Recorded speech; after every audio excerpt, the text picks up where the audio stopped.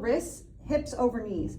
A lot of people come here, a lot of people come here. Both of those are wrong. We want to be right here. Shoulders over elbows, forearms look like the number 11, hips are over your knees. If you are going to come up onto straight arms with a soft bend in your knees, with a soft bend in your elbows, then we want to make sure that our shoulders are right over our wrists here. So pulling those in so that you look perfect here, shifting that weight forward. What happens is as you get tired, you start to shift back so your back can take some of that work. And what we want to do is keep this form. And then when you lift your leg up, so lifting your leg up straight here, we don't open our hip unless the instructor tells you to. We're going to keep our hip closed just like that. And then you want the weight to be more in your left hand than your right. So you can lightly tent your right fingertips. Your opposite fingers can lightly tent. So the opposite arm that's of the leg that's up, that's the right hand. In this case, you can lightly tent those, or I say you put them on your back, put them behind your head, extend them out forward. Either way, what we're trying to do is create more work in this left oblique.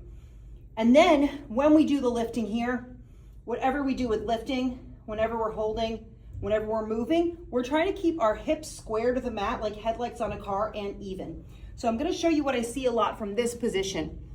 What I'll see a lot from this position is when this person's leg is up, they start to sit like this.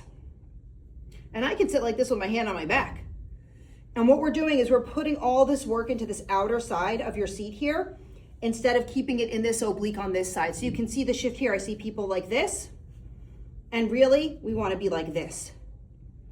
Just like that. So you can see hip, knee are aligned, not doing this. And this happens usually when people get tired. So I'll walk next to you and I'll stand here to try and straighten you up. But we want that straight line and then those hips face the ground. So our hips aren't open, our hips aren't closed, but our hips are also level. And what I mean when I say not level is like this. I'm going to show you what it looks like on this end when someone's working leg hip is not level.